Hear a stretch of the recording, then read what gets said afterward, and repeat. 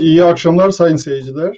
Bugün mücadelesi ve yazılarıyla Kürt hareketine, Kürt mücadelesine önemli katkılarda bulunmuş bir yazarla 1938 öncesi ve sonrasıyla 1938'i ele alan bir söyleşi gerçekleştireceğiz.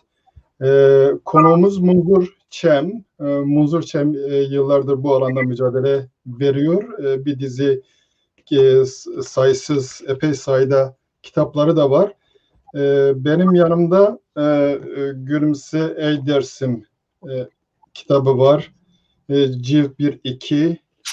Ayrıca biraz sonra Munzur Çem kendisini tanıttığında diğer kitapları da göstereceğiz.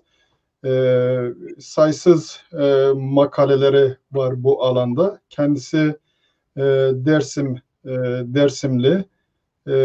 Biz öncelikle kendisine hoş geldin diyoruz. Birazdan kendisine söz vereceğiz.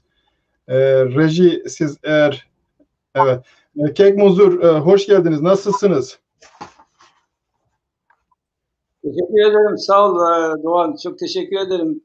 Böyle bir olanak sağladığın için sevindim ama sana söylemiştim biraz sağlık yönünden pek rahat sayılmam. Bakalım ne yapacağız? Bir şeyler sunmaya, okuyucuya bir şeyler sunmaya çalışacağız. Teşekkür ederim. Ben teşekkür ederim. Bizi kırmayıp da programa katıldığınız için. Biliyorum sizin sağlık durumunuzla ilgili probleminiz var. Bu konuda bir sürü öneri gelmesine rağmen siz bizi kırmadınız, bizim programımıza katıldınız. Onun için teşekkür ederim. Umarım iyi gider ama ben biliyorum Dersim meselesi söz konusu olduğunda siz bu konuda referans olan kişilerden birisiniz. O yüzden özellikle ısrar ettim sizin katılmanız için. Tekrardan teşekkür ederim. Ben teşekkür ederim. Şimdi sizinle ilgili ben birkaç söz ettim. Tabii siz kendiniz özellikle bir takım şeyler katmak isterseniz memnun olacağım. Dersim'de doğdunuz. Siz buyurun kendinizle ilgili önemli noktaları siz anlatın.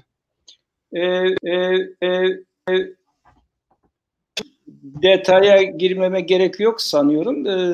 Evet. 1945 yılında Dersim'in bir köyü Kiri'ye bağlıdır aslında.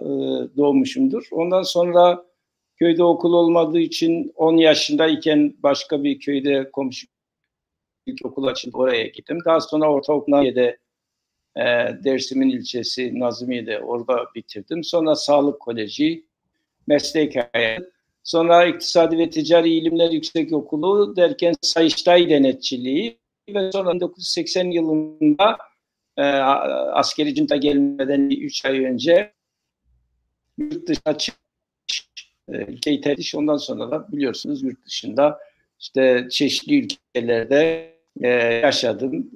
Önce Almanya'ya geldim. Sonra İsveç'e gittim. İsveç vatandaşlığı aldım. Şimdi bir yıldır da Almanya'da yaşıyorum. Benim özel yaşamımla ilgili özet olarak söyleyeceğim bunlar. Eğer Dersim'le ilgili çalışma konusu bir şeyler anlatmamı istiyorsanız bu uzun bir konudur. Onu özet yapmaya çalışayım. Çünkü benim Dersim'le ilgili çalışmalarım fiilen 1970 yılında başlar. Yurt dışında daha da yoğun şekilde devam eder. Çalışmalarım makale yazmak, kitap yazmak, konferanslar düzenlemek, toplantılar düzenlemek, konferans toplantılara konuşmacı olarak katılmak, programı vesaire, yani çeşitli tek bir kitap alanıyla sınırlı değil. Çeşitli alanlarda bu yönde çabalarım oluyor. Tema olarak sorarsanız, ben dersimi sadece 1937-38'de yaşananlar, işte öncesi ve sonrasıyla o olaylarla ilgili olarak ele almadım. Dersimin dili beni ilgilendirdi, onun üzerine çalıştım. Dersimin kültürü ilgilendirdi, onun üzerine çalıştım. Tarihi ilgilendirdi. Dersim halkının inancı, dinsel inancı beni çok ilgilendiren bir konuydu. Onun üzerine ilgilendi. Yani ben çeşitli yönlerden soruna yaklaştım. Şöyle, sen daha önce konuşmamızda yapınca ne kadar kitap olarak ne yazmışım falan dedim. Bazı kitaplarım var. Hem diyelim ki ben Kırmançki yani ya da Zazaki hazırlamışım, sonra Türkçe'ye çevirmişim. Bunları böyle birlikte düşündüğüm zaman 20 civarında sırf Dersim'le ilgili, yani Dersim derken coğrafya, tarih, dil, kültür ve direniş, inançla birlikte 20 civarında kitap yazmışımdır. Örneğin biraz önce sen gösterdin, 1992, 93 ve 94 yıllarında 3 cilt, 3 ayrı cilt halinde yayınlandı. Gülümse Ey Dersim. Bence Gülümse Ey Dersim 1937-38'i öncesi ve sonrasıyla en yakında mercek altına alan çalışma durumudur. Hala daha ne pek rastlayamadım. O bakımdan Dersim'i gezerek, insanlarla konuşarak, adım adım dolaşarak yaşananları orada aktarmaya çalıştım. Canlı bir tablo gibidir. Sanki Gülümse Dersim mi okuyunca sanki olayların kendisini seyrediyormuşsunuz gibi geliyor insana. Sonradan aynı Dersim'le ilgili konularda başka olaylar vardı. Hikaye şeklinde yazdım. Bu hikayeler önce Kırmançki ya da Zazaki yazdım. Sonra Türkçe'ye çevirtirdim. Sonra İngilizce olarak bir tanesi çıktı. The Voice of the Forest çıktı bu şeylerin. Dersimlilerle ilgili romanlarım var. Diyelim ki Kırmançki, Gulace mi Pere 1994'te Kir'de başlayıp İstanbul'da sona eren genç bir kızın hikayesini dile getiriyor. Dersimli ilk Alevilikle ilgili ilk kitabım Alevilik Sorunu ve Dersim Ayaklanması kitabım 1994 yılında çıktı. Sonra o genişledi. Dersim'de Alevi olarak Peri Yayını İstanbul'da çıkardı. Sonra Dersim merkezli Kürt Aleviliğini çıkardım. Vate Yayınlar arasında 2 kez basıldı. Geniş bir araştırmadır. Dersim'de ben halk türküleri derledim, yayınladım. İlk kez Tayaklame Dersimi adıyla, sonra Hevara Dersimi adıyla yayınlandı. Dersimi ben dil itibariyle de, Dersim halkının dili itibariyle de çalıştım. Mesela benim Kırmançki ya da Zazaki Türkçe sözlüğüm 1994 yılında çıktı. Ondan sonra gramerini yazdım. Türkçe açıklamalı Kırmanca gramer, dil bilgisi kitabı çıktı. Bu tek kitapları şimdi isimleri sayayım. Bu bakımdan 20 civarı, 15 kitabım var. Bunların 5 tanesi aynı zamanda Türkçe'ye çevrildiği için 20 toplam 20 oluyor. Çünkü ben mesela röportaj yaptım. Röportajdan önce Kırmançki Kule Hirisi Heşti diye, yani 1938 yarası diye yayınlattım. Almanya'da Komkar Yayınları çıkardı bunları. Daha sonra onu Türkçe'ye çevirdim. Bu sefer Peri Yayınları Tanıkların Diliyle Dersim 38 diye Türkiye'de 2 kez bastı. Sonra dille ilgili çalışmalarımız tabii Kırmançki. Ben Kurmancı'yı da biliyorum ama ana lehçem Kırmançki, Zazaki'dir. Bizim bir Vate çalışma grubumuz var. Belki bilirsin, 1996 yılında başladık. Standartlaştırma çalışması yapmaya başladık. Hem terminoloji bakımından standartlaştırma hem de gramatik olarak doğru yazım kuralları bakımından. Dolayısıyla o çalışma halen devam ediyor. Ben son 5-6 yıldır hastalık nedeniyle fiilen katılamıyorum ama bir dergi çıkarıyoruz. İlk kez 63 sayı yayınlandı Vate dergisi. O dergiye katkıda bulunmaya çalışıyorum. Ve dolayısıyla yani bugüne kadar Kırmançki ya da Zazaki konusunda yapılmış en değerli toplu çalışma bu çalışmadır. Ve aynı zamanda hala devam ediyor. Dolayısıyla yani benim bu son 1980'de özellikle yurt dışına çıktıktan sonra politik çalışmalar bir yana, yaşamın bir bakıma Dersim ve Dersim halkının tarihi, coğrafyası, dili, kültürü, dini inancı ve direnişleriyle bütünleşti. Onunla yoruldum, onunla yattım, onunla kalktım. Onu mümkün olarak sunmaya çalıştım. Çünkü inanç derken olursunuz yalamazsınız. O başka bir konu ama sonuçta o inanç sizin halkınızın tarihidir, kültürüdür, onun yaşamının bir parçasıdır. Sizin kendi inancınız ne olursa olsun o sizi ilgilendirir, ilgilenmesi gerekir.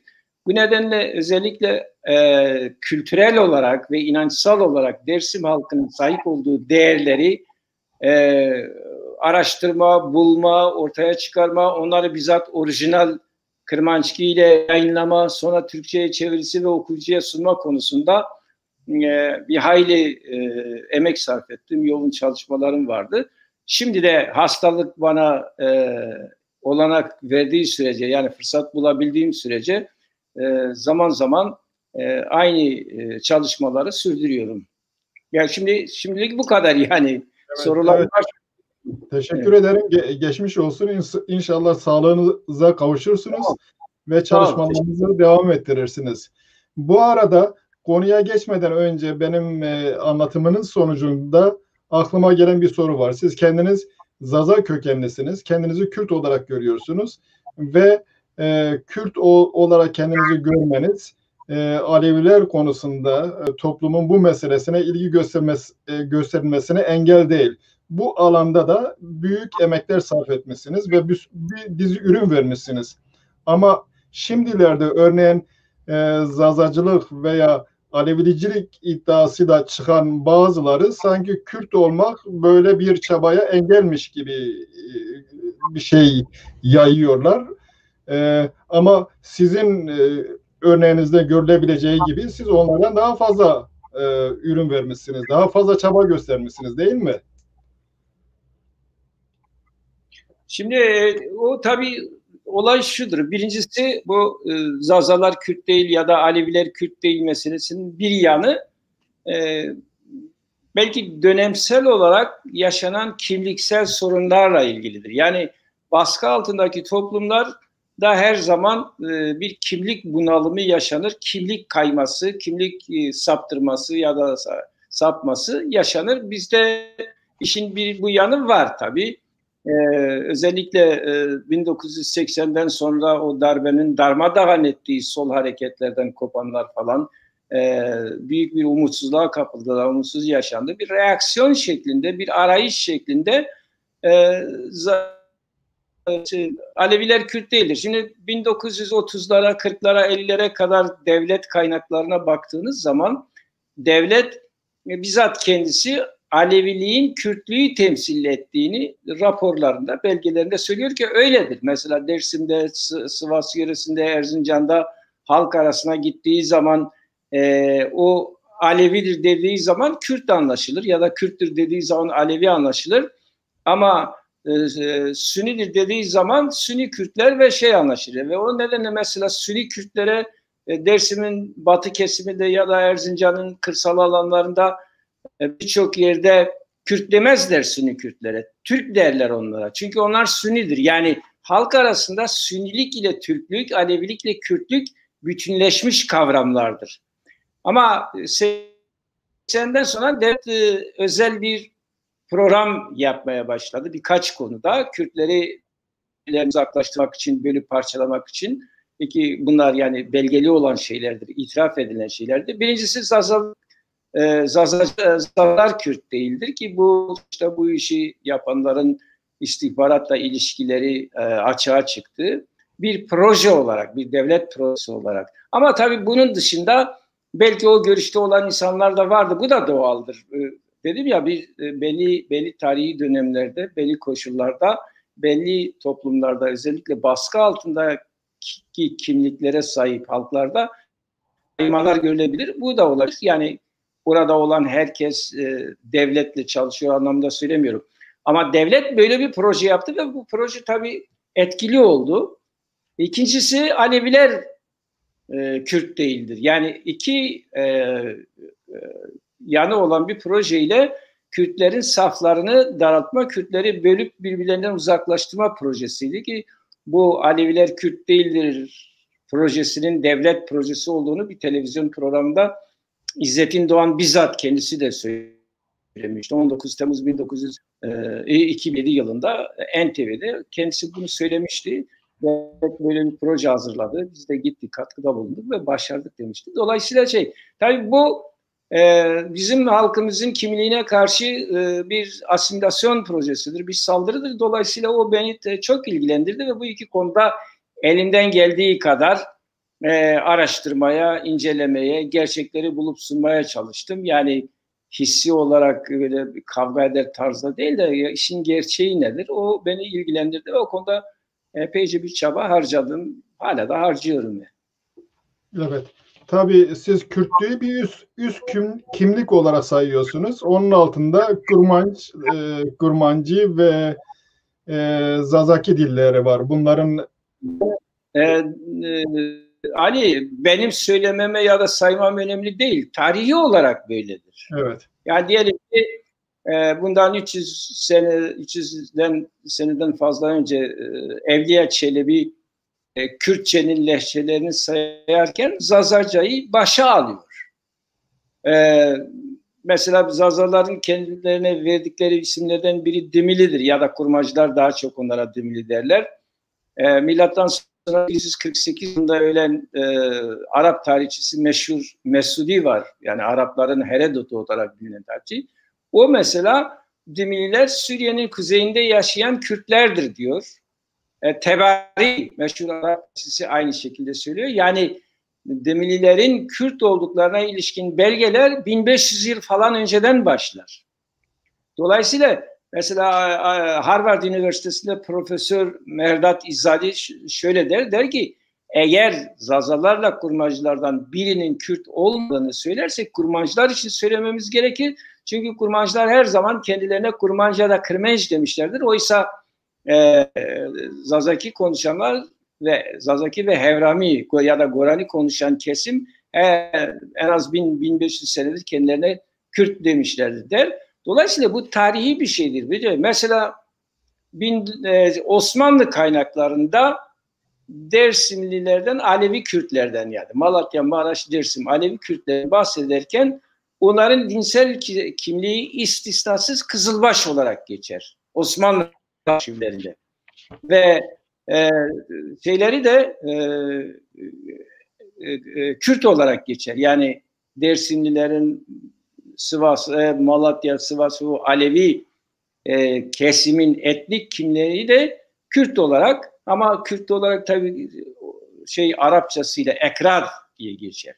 Dolayısıyla mesela Osmanlı arşivlerine bakın, 708 senelik bir arşiv. Bu arşivde Ekrad ile Kızılbaş dışında bu kesim için kullanılan bir ad yok. Osmanlılar size arşivlerinde 800 sene Kürt demişler. Siz kendinizi öyle tanıtmışsınız. Dünya sizi öyle tanımış. Birdenbire birileri çıkıyor. Bunlar işte Kürt'tür falan diyor. Tabii bu değil. Yani tarihi olarak, bilimsel olarak kaynağı olan gerçekle uygun bir şey değil. Bir de ona yani Kırmanca, Zazaca konuşan Kürtlerin kendilerini nasıl değerlendirdikleri önemli. 20. yüzyılın başlarına bakın. Kürt hareketinin en güçlü olduğu ve birçok isyanın, çok güçlü isyanların ortaya çıktığı, direnişlerin ortaya çıktığı bölgeler bu kesimin yaşadığı bölgelerdir. Bazen yalnız yapmışlardır, bazen kurmacılarla birlikte yapmışlardır. Dolayısıyla yani bu Zazaların Kürt olduğu meselesi kişisi olarak benim ya da başkalarının şeyinden öte tarihi bir olgudur. Başka bir şeyde kanıtı. Biz sadece tarihi olarak var olan bir gerçeği derleyip toparlayıp su yüzüne çıkarmaya çalıştık. Evet, asıl önemli olan sanıyorum lehçe de olarak sayılsa, dil olarak da ayrı sayılsa, bunların eşit haklara sahip olduğu, o konuda anlaşıldıktan sonra demek ki problem yok. Ya tabii şimdi sorun şu, yani biz Mustafa Kemal dönemini ya da Almanya'da Bismarck dönemini yaşamıyoruz. Bir lehçeyi alacağız, sopa zoruyla onu resmi hale getirip ya da bir dili ötekilerini yok edeceğiz. Böyle bir anlayış hem ilkesel olarak insan hakları açısından savunulur şey değil, demokratik açıdan, insan hakları açısından esas olan farklı lehçeler arasında kesin bir eşitliği savunmak. Eşit haklara sahip olmalarını sağlamakta. İkincisi, politik olarak bu bir sorun. Yani siz bugün böyle bir şey yapsanız toplumu ciddi politik sorunlarla, çatışmalarla, şeylerle karşı karşıya getirirsiniz. Ama esas olan dediğim gibi prensiptir. Şimdi bizim sorunumuz şu, ister Kırmançki ister ayrı bir dil olsun ki Kurmancı ile aralarındaki farkları tabii küçümsememek gerekir. İster lehçe olsun Kürt dilinin. Şimdi bugün kayboluyor. Ölüyor yani.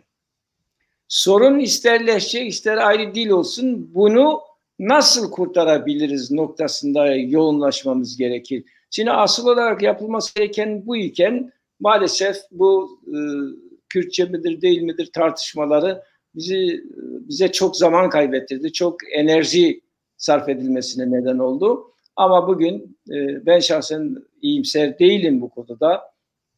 Bizim sadece o asimilasyonu uygulayan sömürgeci güçleri devleti değil, aynı zamanda kendi diline yeterince sahip çıkmayan, ister Kurmancı olsun, ister Kırmançki ya da Zazaki olsun, kendi insanlarımızı, kendi halkımızı, kendi aydınlarımızı da eleştiriyorum. Karşı taraf sizi asimile etmek isteyebilir, bu onun politikasıdır. Ama sizin buna karşı kendi lehçenizi, bir bütün olarak lehçelerinizi, dilinizi korumak için bir direniş, bir karşı çıkışı örgütlü şekilde ortaya koymanız gerekir. Maalesef bu konuda zayıfız. Pratikte insanlar kendi dillerini konuşmuyorlar. 3 kişi bir araya geliyor. Üçü de aynı Kürtçeyi bilmesine rağmen şu veya bu lehçeyi bakıyorsunuz 4. cümlede Türkçe'ye geçtiler. Bu da bizim toplum olarak zaafımızdır tabii. Evet, evet. Siz bu konuda gerekli olan üzerinize düşen görevi yerine getirmişsiniz. Ben zaten onu anlatmak istedim. Bu konuda keskin olanlar paradoks olarak birçoğu hiçbir şey yapmazken sizin gibi insanlar büyük emekler harcamış. Bunu ben bir paradoks olarak görüyorum. Sizin bu konuda gösterdiğiniz emeğe, çabalara en azından hürmet etmeleri gerekti. O kanaatteyim ben. Şimdi asıl konumuza geçelim o zaman. Bu Dersim'le ilgili. Dersim 37-38'i devlet neden seçti? Bu tarihi seçmesinde özel bir neden var mıydı? Neden daha önce değil? Evet, şimdi tabii soru biraz ortadan oldu ama şey şu, Türkiye Cumhuriyeti devletinden önce hatta Osmanlı döneminin politikası irdelenirse, Türkiye Cumhuriyeti'nin kuruluş süreci, kuruluşu ve kuruluştan sonraki şeyler sürece bir araya getirildiğinde sonuçta bunun için iki şey gerekli. Bir, devletin içeride işte o harekatı yapmaya kendisini hazır hissetmesi gerekir. Demek ki artık hazırlıklarını tamamlamış, kendisini hazır hissediyor ve harekatı başlatıyor. İkinci noktada uluslararası koşullardır. 1937-38'e geldiğinde Almanya'da Nazizm iktidardadır. Politik durum uluslararası adına çok gergindir. Birazcık politikadan anlayanlar yaklaşmakta olan savaş rüzgarlarını hissedebiliyorlar. Şimdi dünyada politik ortamın bu kadar gergin olduğu bir dönemde devletlerin Dersim sorunu gibi bir sorunu öne çıkarma, üzerinde durma ya da şey yapma pek niyetleri olmaz. Onlar daha çok daha büyük meseleler için birbirlerine alver ilişkisi içerisindedirler. Yani uluslararası atmosferi de Türkiye Cumhuriyeti Devleti 37-38 için uygun buldu. Bu iki nedenle hem iç hazırlıkların tamamlanması hem uluslararası atmosferin uygunluğu harekatın bu dönemde başlatılmasına neden oldu. Evet. İç hazırlıklar derken tabii Cumhuriyet ya da yeni yönetimin önce Batı kanadında Koçgiri'ye saldırısı var. Daha sonra Şeyh Said var. Burada bir çevirme hareketi gibi bir durum görüyoruz. Aynı dönemde Şeyh Said'le birlikte hemen sonrasında Koçan Hareketi gibi bir hareket de var. Onunla ilgili ne tür bilgileriniz var? Şimdi bir kere tabii Türkiye Cumhuriyeti Devleti'ni kuranların politikası İttihat ve Terakki'nin yönetiminin politikasının devamıdır. Evet. İttihat ve Terakki imparatorluklar kurulurken iki önemli şey vardır. Halklar bakımından iki önemli pozisyon, durum vardır. Birincisi bazı halklar kendi ülkeleri var, vatanları var. Orada devletini kurar. Sonra işgal yoluyla sınırları genişletir ve imparatorluğa dönüşür. Ama Türklerde kendi vatanı yok imparatorluk kurduğu zaman. Dışarıdan gelmiş, işgal ediyor. O işgal ettiği yer üzerinde devlet kurarak imparatorluk kurmaya çalışıyor. Dolayısıyla Türklerden bu işgal kültürü imparatorluk kurmuş öteki halklarından biraz daha sert, keskin ve toleranssızdır. Ve Türk politik kültürüne işgal, yakma, yığma, yağmalama, katletme çok doğal, haklı, meşrudur, kahramanlıktır. Ama buna karşı yani kendi ülkesini, malını, mülkünü, çoluğunu, çocuğunu savunmak için direnen insanlar ise hayduttur, seriyededir, serdeştirdir, anarşisttir, şudur budur. Bu şeydir. İttihat'taki döneminde söz konusu olan biliyorsunuz yani 19. yüzyılın sonlarında, 20. yüzyılın başlarında Osmanlı İmparatorluğu dağıldı, birçok devlet kuruldu. Şimdi evet, demokrasi ve insan hakları açısından baktığınız zaman bu son derece doğaldır, meşrudur, haklıdır. Yani zaten uluslararası planda Birleşmiş Milletler'in kabul ettiği insan hakları bildirgesinde de hakların hak eşitliği ve kaderini etme hakkı benimsenilmektedir. Dolayısıyla uluslararası hukuk açısından da herhangi bir halkın kendi geleceğini özgürce belirlemek istemesi, kendi devlet kurmak dahil kendi kaderini tayin etmek istemesi meşru olan şeydir. Meşru olmayan bu hakka karşı çıkmaktır. İnsanları bunu istedi diye insanlara zulmetmektir meşru olmayan. Şimdi İttihat ve Terakki bakımından baktığımız zaman Ermeniler, Rumlar ve Süryaniler, bunlar Hristiyan halklardır. Bunlar hedef olan halklardır. Şimdi Osmanlı'nın orada bir şeyi vardı. Yani Osmanlı yönetimi, İttihat ve Terakki yönetimi Ermenilerin, Rumların ya da daha doğrusu ondan öte Türk olmayan halkın, bir de Sünni Müslüman olmayan halkların sadece isterlerine, politik taleplerine karşı değildir. İttihat ve Terakki onların varlığına karşıdır. Ve Türkiye'de onların yaşamasına karşıdır. Mesela Amerika'nın 1916 yılında Amerikan elçisi Morgenthau ile görüşen Talat Paşa çok açık söylüyor. Diyor ki onlara yabancı halklar diyor. Bu yabancı halklar üzerinde Türkiye'yi işte sayıyor. Balkanları, şunları, bunları, Arap, Orta Doğu bir sürü kaybetti diyor. Elimizde kala kala bir Türkiye kaldı diyor. Biz eğer Türkiye'de yaşayacaksak Türkler olarak bu halkların burada yaşama hakkı yok. Türkiye Türklerindir diyor. Şimdi bu çok önemli bir fark öteki. Yani bir imparatorluğu yönet başka bir halk bir yerde olduğu zaman diyelim ki o halkın istemlerine karşı çıkabilir. İşte devlet kurmak onu engellemek ister ya da başka talepleri varsa onların karşısına çıkabilir. Ama Türk milliyetçileri bakımından ileri, Türk milliyetçileri bu halkların varlığına karşıdır. Şimdi dolayısıyla bunların devamı olan Kemalist hareket ve Türkiye Cumhuriyeti'nin kurucularının yaptığı da budur. Onlar, yani Türkiye Cumhuriyeti kuranlar, Kürt halkı şunu istiyor, bunu istiyor, şu talebi var, bu taleplerini karşılayalım mı, karşılamayalım mı, karşı çıkalım noktasında düşünmüyorlar. Bu halkı asimile edip Türkleştirmek, asimile olmadığı yerde de yok etmek esası üzerine politikalarını oluşturmuşlardır. Dolayısıyla şey olduğu zaman mesela 1924 Anayasası'nın yanılmıyorsam 62. maddesi diyor ki Türk vatandaşlığıyla Türkiye'ye bağlı olan herkes Türktür. Şimdi Türkiye'de Kürtler var, Rumlar var, hala Ermeniler var, Araplar var, başka bir dizi halk var, Türkler var. Şimdi vatandaşlık bağı anayasal bir şeydir. Hukuki bir statüyü belirler. Etnik kimliği belirlemez.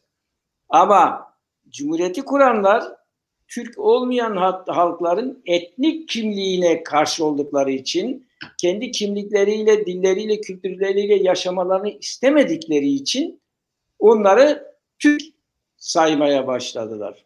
Sorun bu noktada. Böyle olunca da bütün uzlaşma yolları kesilmiş oluyor tabii. Çünkü siz karşı tarafı yok ediyorsunuz. Yok olanla da oturulup konuşulmaz, bir şey yapılmaz. Dolayısıyla şey var. Şimdi tabii Şeyh Said öncülüğündeki 1925 Kürt ulusal direnişi devletin Dersim'i kuşatmak için uyguladığı bir şey değil. Yaptığı bir harekat değil. Bir ayaklanmadır o. Bir başkaldırı. Talepleri vardır ve esas olarak hareket ulusaldır. Bağımsız bir Kürdistan'ı hedefleyen bir harekattır. Daha sonra Koçgiri harekatı var. Koçgiri'de gerçekten çok ileri düzeyde bir bilinçle hareket ettiler Kürtler. Bir araya geldiler, organizasyon yaptılar ve sonuçta bağımsız bir Kürdistan için savaşıyorlardı. Hareketi kaybettiler. Şimdi Türkiye Cumhuriyeti Başbakanlığı'nı, Devlet Başkanlığı'nı yapmış olan Celal Bayar'ın bir değerlendirmesi var. Celal Bayar diyor ki Şeyh Said diyor bir Kürt Cumhuriyeti kurmak istiyordu. Dersim Kürtlerin siyasi düşünceleridir diyor. Bunlar ne anarşisttir, ne şudur, ne budur. Bana göre diyor Kürt hareketi içerisinde en önemlisi ve üzerine en çok durulması gereken Koçgiri ayaklanmasıdır diyor. Çünkü Kürtler oraya toplandılar, muazzam güç yığdılar, teşkilat yaptılar.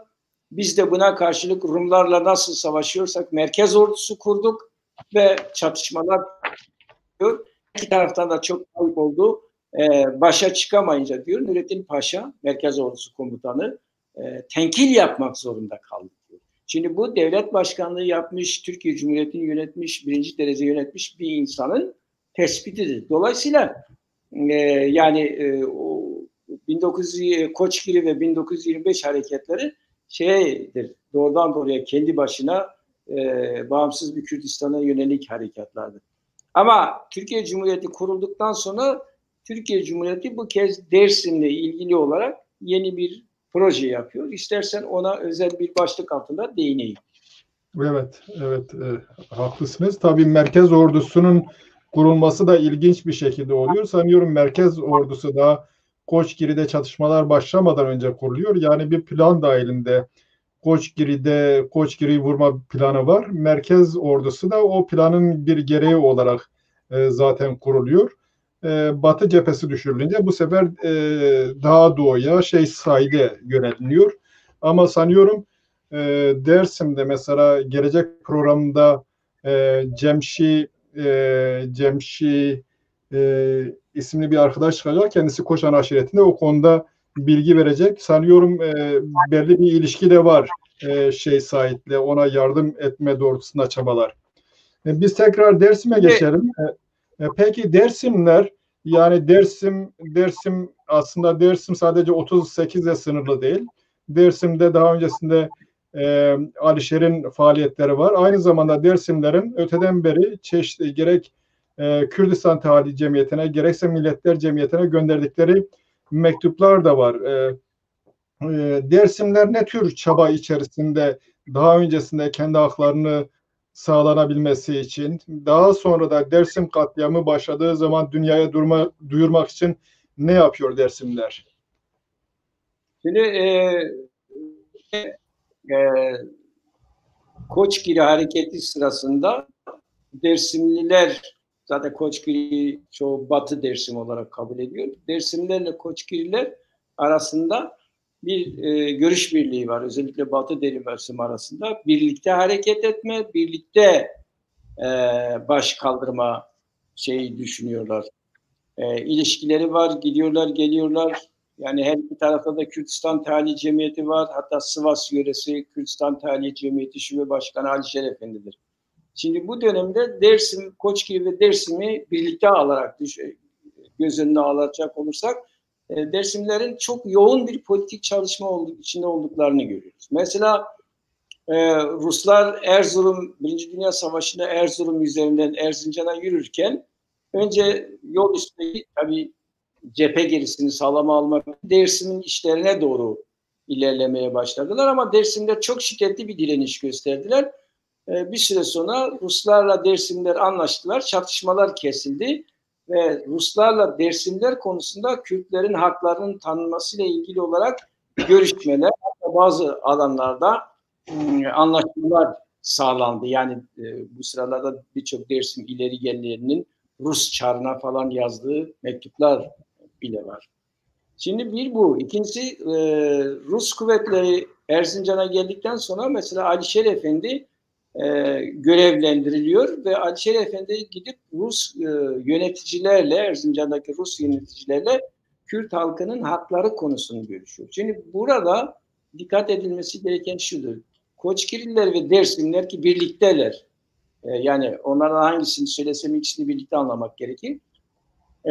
Yalnız kendi bölgeleriyle sınırlı olarak hak talebinde bulunmuyorlar. Mesela 10 Mart tarihli 1920 yılında Şerif Paşa'ya gönderilen mektupta diyor ki bütün Kürt milleti adına görüşmeler yapmak üzere Alişer Efendi görevlendirildi ve gidip Rus yetkililerle görüştü diyor. Yani Dersimler sürekli olarak yalnız kendilerini öne çıkaran değil, genel olarak Kürt halkının haklarını talep eden, bazen sırf Kuzey Kürdistan'a sınırlı, bazen daha geniş bir çerçevede talep eden bir tutuma sahipler. Mesela 1920 yılında Kasım 1920 yılında Büyük Millet Meclisi'ne gönderdikleri telgrafta diyorlar ki Sevr Antlaşması gereğince Elazığ, Diyarbakır, Bitlis illerinde bağımsız bir Kürdistan kurulması gerekiyor. Şimdi dikkat edersen Dersim'le sınırlı tutmuyor ya da Koçgiri'yle sınırlı tutmuyor. Kuzey Kürdistan'ın tamamını kapsayan bir ulusal bilinçle hareket ediyor Dersimler. İkincisi Dersimler Alişer'in 3 Mart ve 10 tarafta kaleme aldığı mektuplarda da anlaşılacağı gibi Dersimler kendi haklarını talep ederken bunu uluslararası alanda ulusların hak eşitliği, ulusların kaderlerini tayin etme hakkı çerçevesiyle birleştirerek, yani dünya ulusları gibi biz de şöyle olmak istiyoruz diyorlar. Yani sırf kendi bölgeleriyle lokal olarak sınırlı bir talepler şeyi değil, kendi taleplerini uluslararası evrensel haklarla birleştirerek dile getiriyorlar ki o bölge insanları için bu o dönemde çok yüksek bir bilinç düzeyini ortaya koyuyor.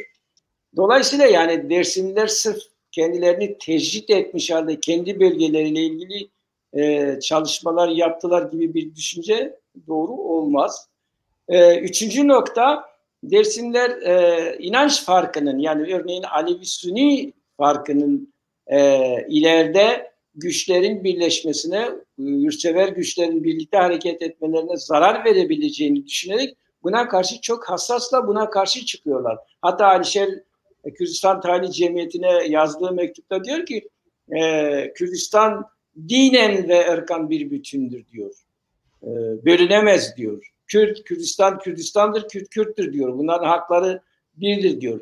Dolayısıyla yani aslında bugün düşündüğümüz zaman o dönemin koşullarında sorunu ele aldığımız zaman gerçekten de o 1920-21 yıllarında Koçgiri diline giriş sürecinde Dersimliler, Koçgirilerle birlikte ikisinin oldukça bilinçli bir çaba içerisinde olduklarını görürüz.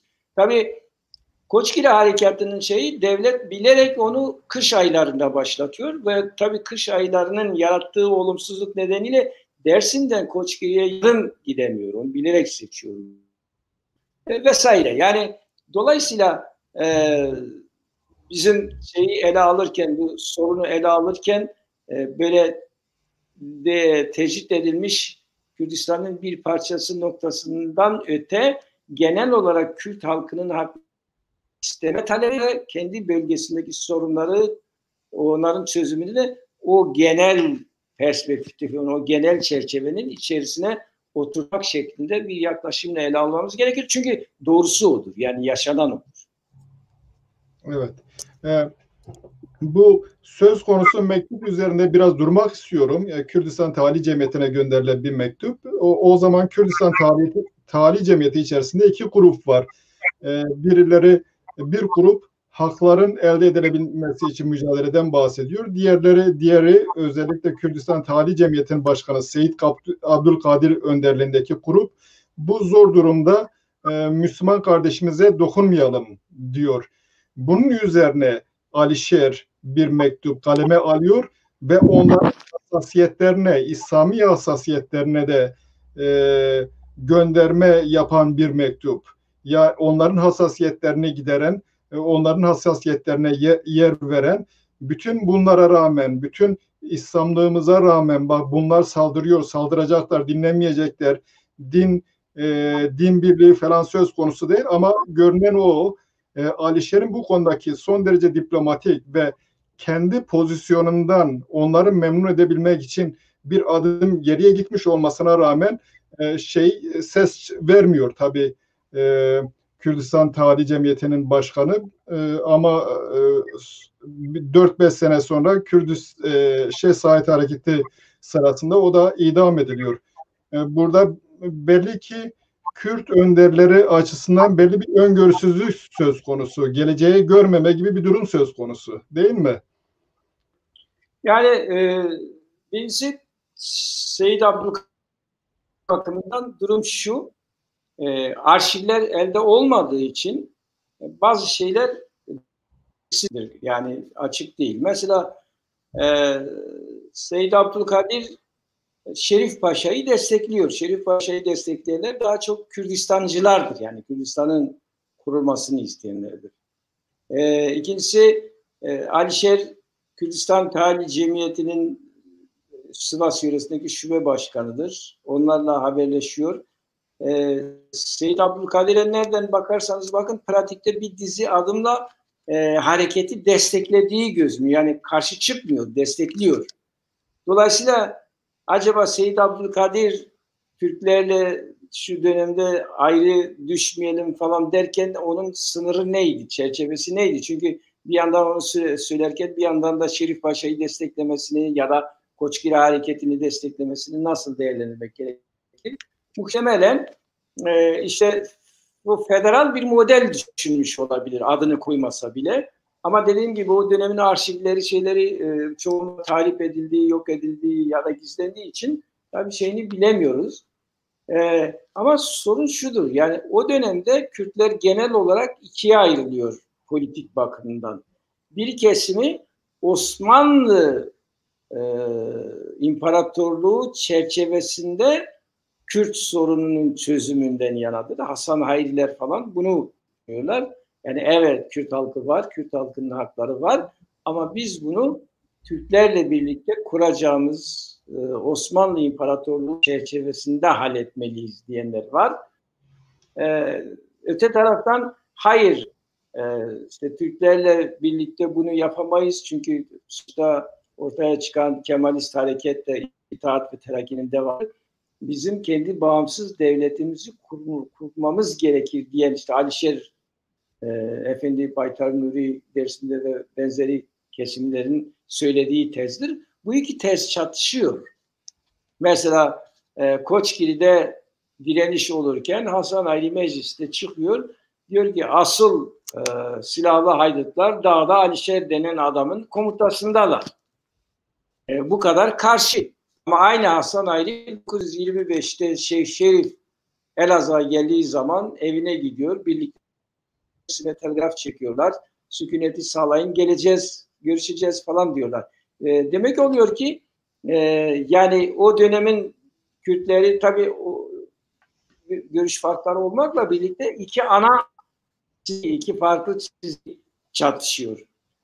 Tabii bu dönemde normal olarak arşivler dediğim gibi kaybolduğu için ya da şey olmadığı için bilemediğimiz bazı noktalar var. Yani örneğin aralarında nasıl tartışmalar oldu, hangi noktalar öne çıkardılar, nasıl bir stratejiyle mesela aynı tartışmalar, aynı görüş farkları diyelim ki Enver Paşa ile Mustafa Kemal arasında da vardır. Enver Paşa birden Kürtleri tarumar etmesini isterken Mustafa Kemal diyor ki hayır diyor. Önce diyor Yunanlıları, dış güçleri yenelim, sonra sıra iç kesimlere gelsinler. Bunun kendi aralarındaki gizli mektuplaşmalarla olan şeylerdir. Dolayısıyla böyle bir belirsizlik var ama o dönemde genel olarak politik sahnede olanlar ister Osmanlı'dan yana yani Osmanlı şemsiyesinde çözüm arayanlar olsunlar, isterse ayrılıp ayrı bir Kürt diyenler olsunlar, kendilerine göre Kürt sorunun çözümüyle ilgili talepleri var. Farklıdır tabii ama şeydir yani Osmanlı devletiyle birlikte hareket edelim diyenler Kürtleri inkarın hiçbir hakkı olmasın diyenler değil, onu kabul etmiyorlar. Çözümü Osmanlı şemsiyesi altında birlikte bulalım diye hareket ediyorlar. Evet, daha önemlisi o zamanki Kürtlerden hiçbirisi kendisinin Türk olduğunu söylemiyor. Hepsi Kürt olmaktan dolayı hatta gurur da duyuyor diyebiliriz. Yani, bu biraz önce Türklerin Türk devletinin bu saldırgan tutumundan bahsederken onların bazı nedenlere değindiniz. Bunların sonradan buraya gelmiş olmaları kendilerindeki güvensizliğin ve paranoyanın nedeni olarak açıklanabilir değil mi? Ondan kaynaklanan bir paranoya, güvensizlik var. Çünkü kendileri sonradan gelmiş. Bugün de öyle görünüyor. Bu psikolojik hal devam ediyor. Ne dersiniz? Yani şeye kadar tabii Osmanlı Devleti sonuçta dili Türkçe olan, Osmanlı Türkçesi olan bir devlet. Dolayısıyla eğitimde, pratikte, birçok alanda, yönetimde falan Türklere ait olan değerler ister istemez öne geçiyor. Çarşıda, pazarda Türkçe konuşulmaya başlanıyor. Resmi ilişkilerde Türkçe var vesaire. Şimdi ama Türkler dışarıdan geldikleri ve bölgede işgal ettikleri topraklarda kültürel olarak kendilerinden daha geri olmayan, hatta daha ileri olan halklarla karşılaştılar. Rumlar mesela, Ermeniler, inşaatta, ticarette, tarımda, Türklere oranla çok daha gelişmiş halklardı. Dolayısıyla Osmanlı İmparatorluğu döneminde bu biraz tabii imparatorluğun karakteriyle de ilgilidir. Çünkü imparatorlukta sonuçta bir kral ya da padişah ya da şah vardır. Ona hizmet ettiği sürece, ona vergi verdiğiniz, askerlik yaptığınız, ürün verdiğiniz sürece siz onun tebaasısınız. Sizin diliniz şu olmuş, bu olmuş, inancınız şu olmuş, teorik olarak fazla fark etmez. Özellikle dil konusunda. Dolayısıyla Türk milliyetçiliğinin geliştiği son dönemine kadar Türklerin günlük yaşamda öteki halklara göre üstünlüğü yok. Birçok yerde horlanıyorlar da. Bu nedenle de yani başka halklar bakımından ister Kürtler, ister Ermeniler, Rumlar vesaire bakımından kendilerini Türk olarak göstermek için herhangi bir psikolojik, sosyal, ekonomik neden yok. Ama yine de asimilasyon oluyor ister istemez. Mesela özellikle kent çevresinde yakın mesafedeki alanlarda yaşayan Türk olmayan halklar devlet yönetimi, kentlerdeki devlet yönetimi, diyelim ki Malatya'da, Erzincan'da ya da Elazığ'da Türkçe konuştuğu için, Türkçe eğitim dili olduğu için, Türkçe pazar dili olduğu için bakıyorsunuz asimile olmuş, Türkleşmişler. Hatta Rumlar çok daha önce Türkler gelip Osmanlı döneminin hemen kuruluş yılından kısa bir süre sonra Rumların büyük ölçüde kitleler halinde kendi ana dillerini bırakıp Türkçeyi konuştuklarını görüyorsunuz. Dolayısıyla şey değil, mesela Ermenilere bakıyorsunuz. Ermeni aşıkları vardır. Ermeni aşıkları bir Ermeni aşığı Türkçe müzik yapıyor. Yani ister istemez devletseniz ve devletin avantajları elinizde olduğu zaman özel olarak ırkçı bir tutum takınmasanız, birilerine öncelik tanımasınız diye ekonomik ve sosyal koşullar sizi bu egemen olana doğru yönlendirir ve bir asimilasyon nedeni olabilir. Osmanlı döneminde de bu olmuş. Ama yine de dediğim gibi Türk milliyetçiliği Osmanlı yönetimini ele geçiren, yani geliştiği döneme kadar böyle Türkler üstündür, Türkler ileridir, Türkler iyidir şeklinde bir politika, bir algılama halk arasında da yok, resmiyette de yok. Bu şey yani Türk'ün üstünlüğü vesaire şeyi daha sonra Türk milliyetçiliğinin o ırkçı politikasının ürünleridir. Evet. Dersim katliamına gelinmeden önce ya da Dersim katliamı için gerekçe olarak sunulan şeylerden bir tanesi resmi taraflarda Dersim'de bir ayaklanma olduğuyla ilgili. Daha sonraları Erdoğan yönetimiyle birlikte gerçi bunun bir ayaklanma olmadığı falan söylenmeye başlandı. Bugün neler söyleniyor bilemiyorum. Nasıl gelindi oraya? Herhangi bir şey eğer yoktusa devlet neden katliam yaptı? Yine evet. Türkiye Cumhuriyeti devlet kurulduğu zaman devlet var bir yanda, yeni kurulan bir devlet var, bir de başka o devlette bir halk var. Bu Kürt halkıdır. Devlet devleti yönetenler, devlet yönetimi kendi ideolojisi ve politikası gereği bu halkın diliyle, kültürüyle, kimliğiyle yaşamasını istemiyor. Bu halk Türkleştirilmeli. Eğer asimilasyon yoluyla Türkleştirilmiyorsa yok edilmeli. Bir Türkiye Cumhuriyeti'nin kuruluşuna damgasını vuran anlayış, ideoloji ve politika budur. Şimdi ideoloji ve politika bu olunca da devlet ona göre hazırlık yapmaya başladı. Devlet kurulur kurulmaz.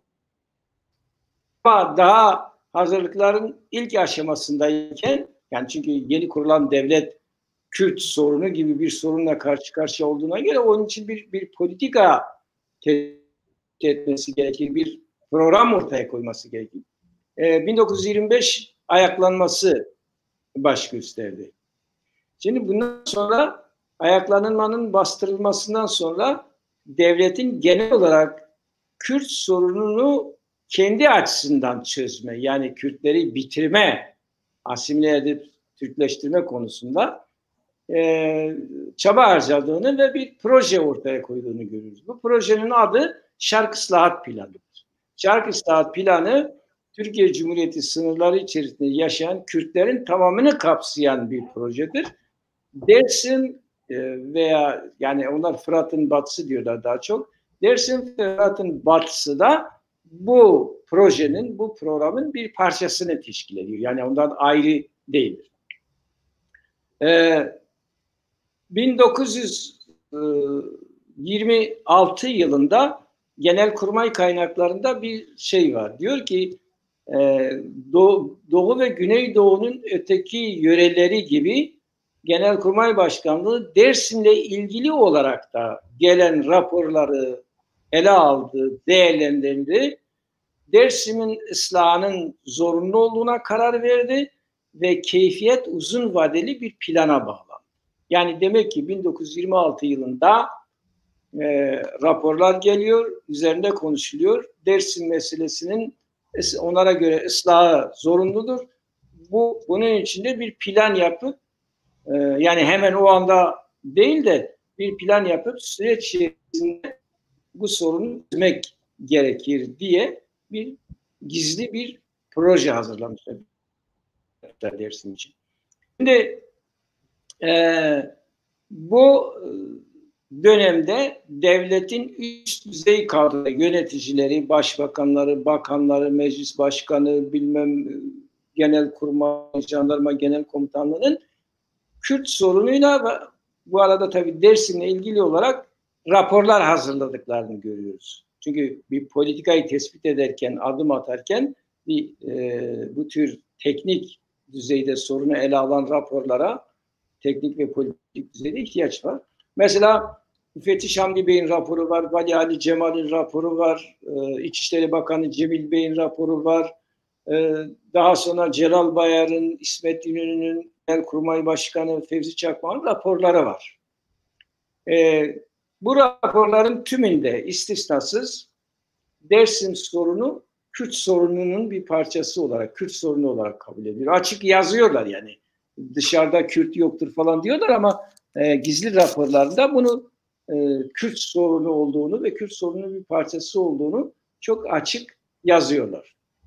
Şimdi devlet bu Dersim'le ilgili uzun vadeli bir plana bağladı diyor. İşte o planın bir parçası olarak adım atmaya başlıyor. Nedir bu adım? Bir, Dersim'le ilgili çok yakından istihbarat toplama. Yani kim kimdir, ilişkiler nasıldır, ne kadar silah var, kim devletten yana olur, kim olmayabilir. Böyle çok detaylı istihbarat toplama. İkincisi onları devletin yanına çekme, saflarını ayrıştırma, bölme şeyi var. Bunun içinde adam kazanmak için işte bir sürü yöntemlerle başvuruyorlar. Zaten 1920 yılında Diyap Ağa'nın, Hasan Hayri'nin milletvekili olarak Ankara'ya gitmeleri önemli bir bölünmeye yol açmıştı. Dolayısıyla böyle devlet sürekli olarak Dersim'de taraftar kazanmak için elinden gelen bütün çabayı harcıyor. Üçüncüsü, Dersim'e yol ve karakol yapmak gerekir. Çünkü siz eğer ileride bir askeri harekat düzenlerseniz kendi askerinizi taşımak, silahınızı taşımak için yola ihtiyacınız var. O nedenle ne olur? Dersim içlerine doğru uzanan yollar yapmak gerekir. Ayrıca bu karakollar kurmanız gerekir mümkün olduğu kadar. Çünkü karakollar sonuçta devletin o bölgedeki üsleridir. Hazır halde beklerler günü geldiğinde kullanılmak üzere. Bunun ötesinde tabii dediğim gibi uluslararası ilişkiler izleme şeyi var, ihtiyacı var. Ve bir de çok önemli buldukları bir şey var. Mümkün olduğu kadar yerel olarak, yöresel olarak bazı askeri harekatları gerçekleştirip Dersim'in kolunu, kanadını budama operasyonu şeklinde operasyonlar yapmak. İşte 1926 yılında yapılan Ali Boğazı'na yönelik olarak orada Koçyan, Şemkan ve Reşikan aşiretlerine karşı yapılan harekat bu amaçlıdır. Çünkü o bölgenin şeyi oldukça bilinçlidir. Onlar Kürtleşmiş. Kürt bilinci oldukça yüksektir onlarda. Askerileşmişler. Silahları var. Çok direngenler. Koçgiri'de en net, tavizsiz şekilde Koçgiri direniş güçleriyle birlikte hareket edenler onlardı. 1925 Şeyh Said Hareketi'nde çok açık şekilde destek verenler onlardı. Ve bu nedenle mesela Çemişgezek'te çatışmalar çıktı. İki tarafta ölenler oldu vesaire. Dolayısıyla zaten harekatın komutanı Ahali Mustafa Muğlalı bir bildirisinde diyor ki Dersim'in milli kahramanları olarak tanınan Koç Uşağı aşiretinin tehdit ve tenkidine kesin olarak karar verilmiştir. Milli kahramanları diyor. Gerçekten de böyle biliniyorlar. O bölgeye karşı harekat düzenlendiği zaman Dersim'in çok önemli bir bölgesinde bir uzvunu, bir organını bir kolunu koparmış olursunuz. İkincisi 1930 yılında Erzincan Pülümür yöresinde gerçekleştirilen askeri harekattır. Onun ilginç bir hikayesi var.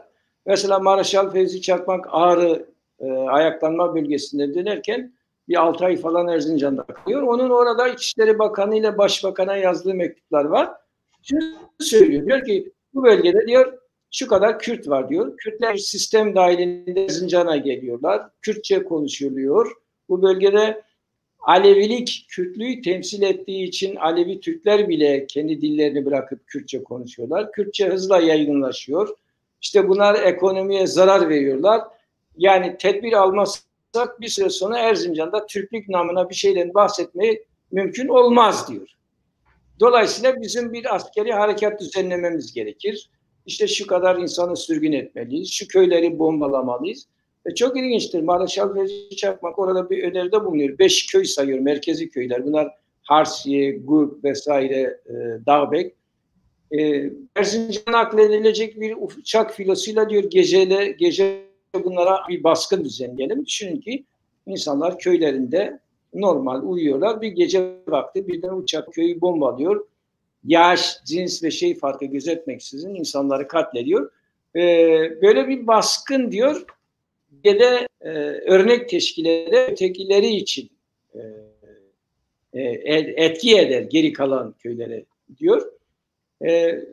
İsmet İnönü tabii o arada cevap veriyor. Askeri harekatın başlatılmasından yana görüş belirtiyor. Ama bazı konularda örneğin sürgünleri Fevzi Çakmak'ın düşündüğü kadar geniş tutmaktan yana değil ve 1930 askeri harekatı sonbaharda harekat bu şekilde başladı. Erzincan Pülümür bölgesinde harekat ve gerçekten kanlı çok bir hareket oldu. Çünkü o bölgenin halkının ne silahlı bir eylemi vardı, ne doğrudur silahlı, ne şeyde durup dururken devlet işte Kürtçe, bunlar Kürtler, Kürtçeyi yaygınlaşıyor, Kürtçe konuşuluyor. Sırf bu nedenle o bölgede askeri harekatı düzenledi ve ilginçtir.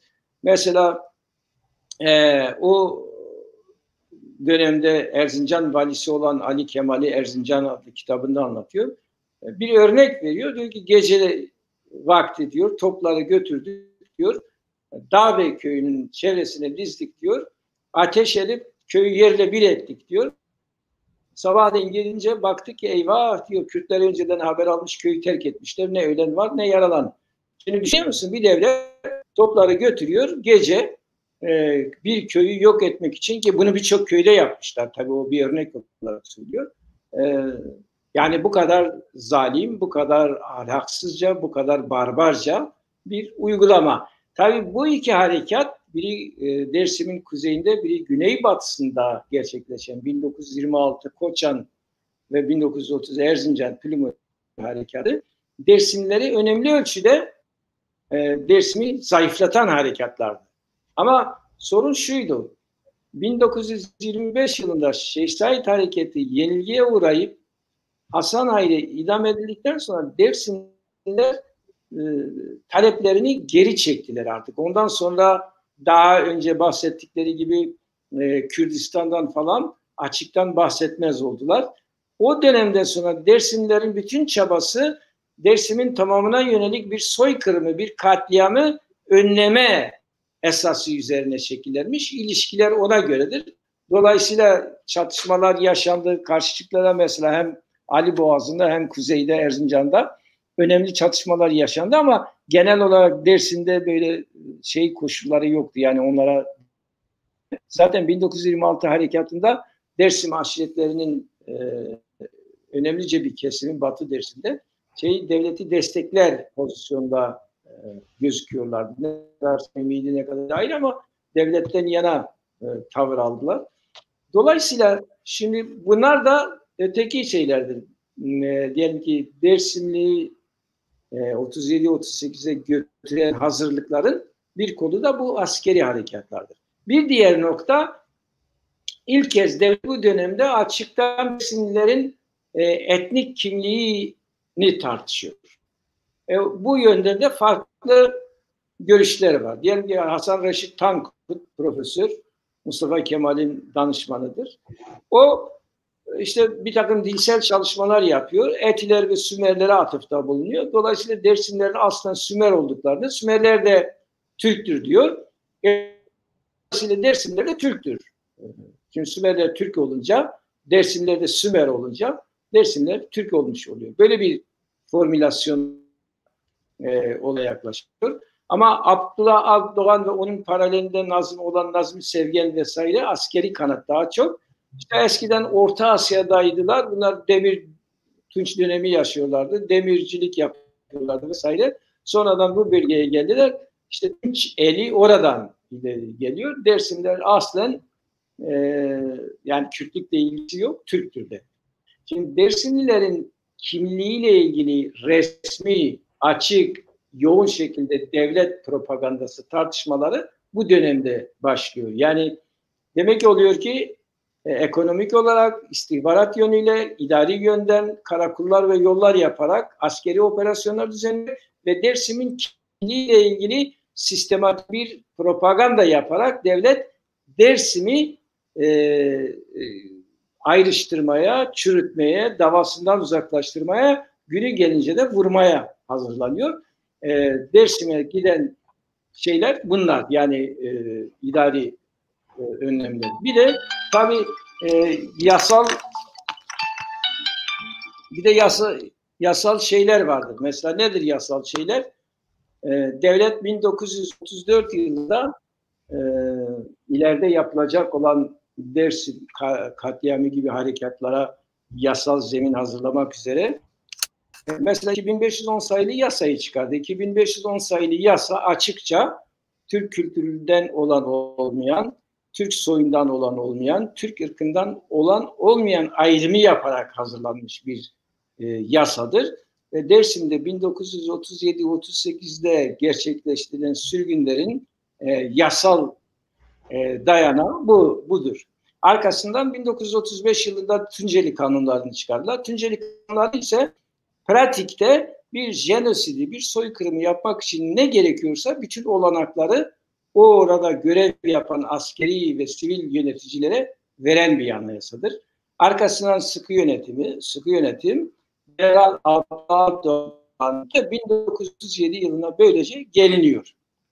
1937 yılına gelindiğinde 4 Mayıs 1937 yılında Bakanlar Kurulu toplanıyor. Ancak Bakanlar Kurulu sırf Bakanlar Kurulu olarak değil, Mustafa Kemal'in başkanlığında, Genelkurmay Başkanlığı'nda katılarak yapılıyor. Yani Dersim'le ilgili bir harekat kararı alındığı zaman devletin bütün kesimleri o Bakanlar Kurulu toplantısına katılıyor ve o kararın altında sorumluluk sahibi oluyorlar. Yani sırf hükümetin, sırf Genelkurmay'ın ya da sırf başkanlığın omuzunda kalmasın diye karar alınıyor. Harekat başlatılıyor. Harekatın o Bakanlar Kurulu'nun bir şeyi var. Birkaç noktada önemli özellikleri var. Birincisi diyor ki sırf taarruz hareketleriyle yetinirsek diyor isyan ocakları olan köyler ayakta kalmış olur diyor. Dolayısıyla bunu önlemek için köyleri kamilen tahrip etmek gerekiyor. Bu bir. Bakanlar Kurulu kararında. İkincisi diyor ki silah kullananları ve kullanmış olanları yerinde ve anında zarar veremeyecek hale getirmek gerek. Bak silah kullananlar kimdir? Şimdi çatışan insanlardır. Karşı karşıya geliyorsunuz. Yerinde ve anında zarar veremeyecek hale getirmek demek, öldürmek demek. Ama orada makable şamil denilen hukukta aslında olmaması gereken şey var. Geçmişte kullanmış olanlar diyor. Yani diyelim ki sizin dedeniz, babanız, sülaleniz, soyunuz, sopunuzdan birisi 50 sene, 100 sene, 200 sene önce devlete karşı bir çatışmaya girmiş ya da bir silah kullanmış. Sizden onun hesabını soruyor. Yani senin deden falan tarihte şey yaptı. Onu anında şey yapmak gerekir diyor. İşte paraya acımak içinden adam kazanmak gerekir diyor. Yani o Bakanlar Kurulu tümüyle bir jenoside onay veren, pratikte olanaklı hale getiren bir karardır. Bir de aynı gün Genelkurmay Başkanlığı bir bildiri dağıtıyor. Bildiri uçaklarla dağıtılıyor. Genelkurmay kaynaklarında bildirinin Türkçe ve yerel dilde yazıldığı belirtiliyor. Burada diyor ki bu bildiriyi çoluk çocuğunuzla birlikte okuyun, düşünün, taşının ve bizim dediğimizi yapın. Yapmazsanız sizi kuşatmış olan ordular tarafından mahvedileceksiniz. Şimdi ortada bir isyan yok. Silah kullanan yok. Dağda olan yok. Çoluk çocuğunuzla birlikte okuyun diyor. Yani doğrudan doğruya Dersim halkına bir soykırım tehdidini içeren bir bildiri. O bildiriyi okuduğunuz zaman devletin gerçekten A'dan Z'ye kadar bütün halkı hedef alan bir politikayla hareket ettiğini bir kez daha görmüş oluyorsunuz. Ve hareket bu koşullarda başlıyor. Evet. Sizin anlattıklarınızdan Mustafa Kemal'in bu hareketi onayladığı ortaya çıkıyor. Zira bazı kesimler Mustafa Kemal'in bu işten haberinin olmadığını iddia ediyorlar. Onun hasta yatağında olduğunu söylüyorlar.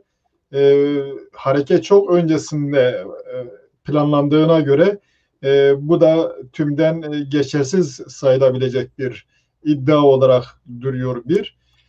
İkincisi, siz herhangi bir şey yoktu diyorsunuz. Herhangi bir şey olmamasına rağmen niye bazı kesimler biz bunu hak ettik diyor.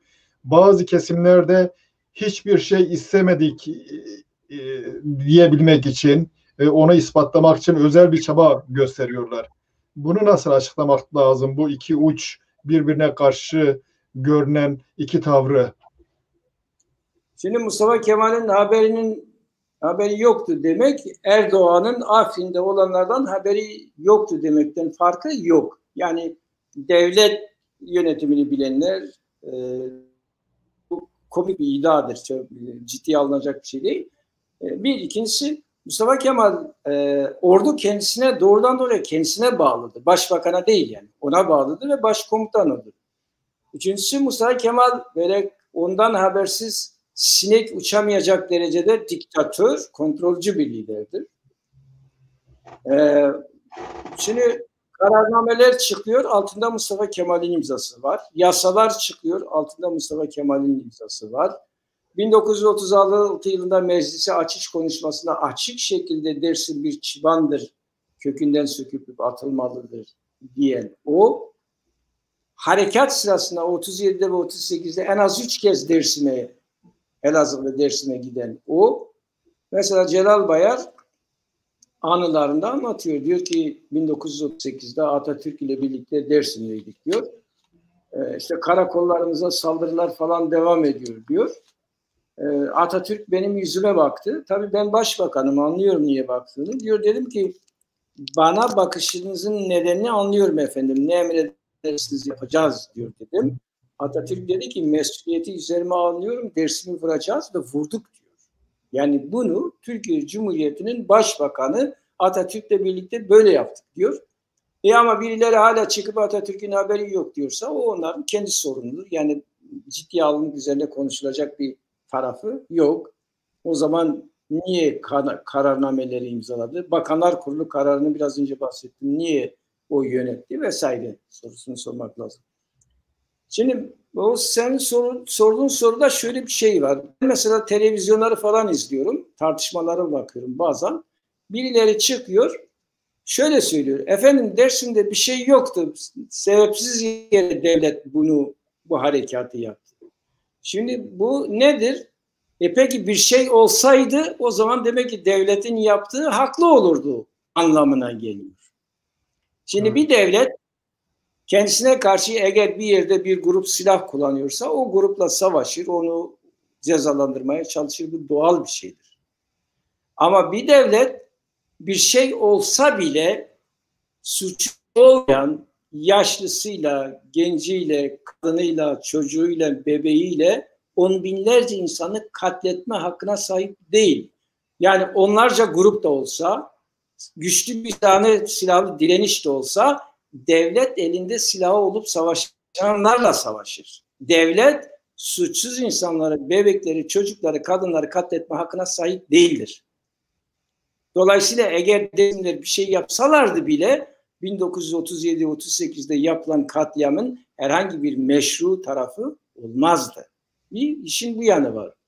İkincisi biz hak ettik bunu. Tabii bunu konuştuğunuz zaman ya işte falan yerde yol kestiler. Ya Ankara'da, Ege'de yol kesme yok muydu yani? En büyük hırsızlıklar Ankara'da oluyordu.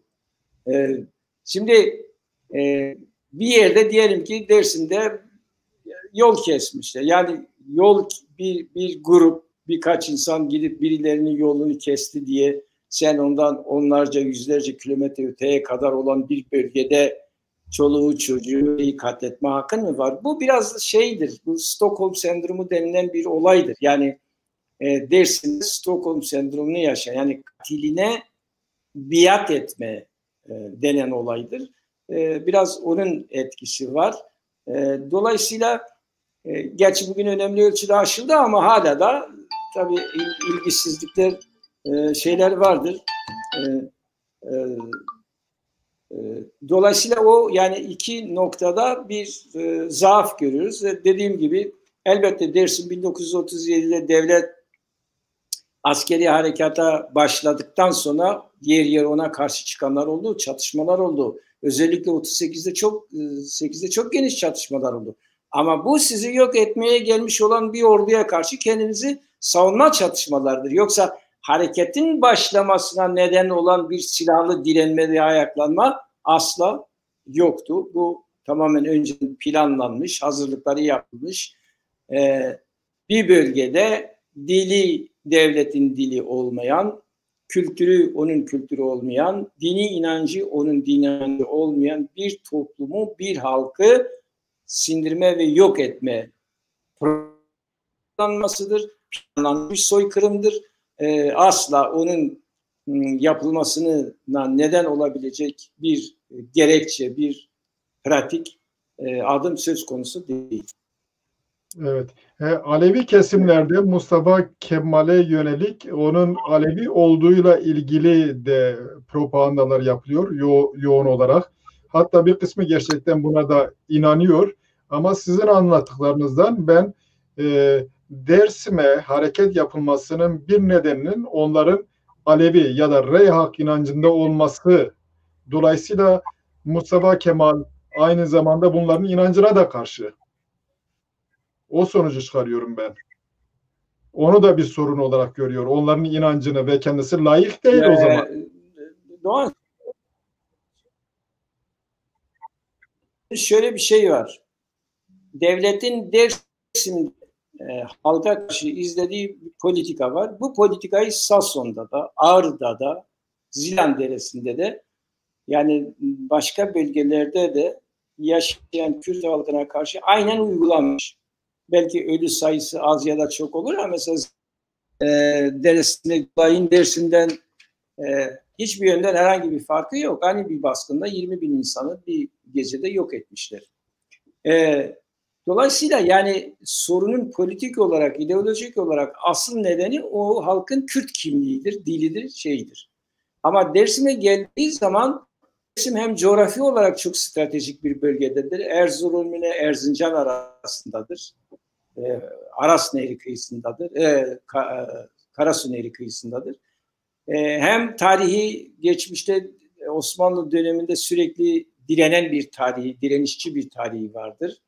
Hem de dili, kültürü, kimliğine ek olarak senin söylediğin gibi dini inancı da devletin yok etmek istediği bir inançtır. Yani Mustafa Kemal Alevidir falan olsa da olmasa bir şey değişmez. Bu insan sonuçta Aleviliğe, Sünniliğe, Sünni inancına takındığı hakları Alevi inancına tanımamış bir insandır. Sünniliği devletin resmi dini olarak kabul etmiştir. Buna bağlı olarak Diyanet işlerini kurmuştur. Buna bağlı olarak ilahiyat fakültesi açmıştır.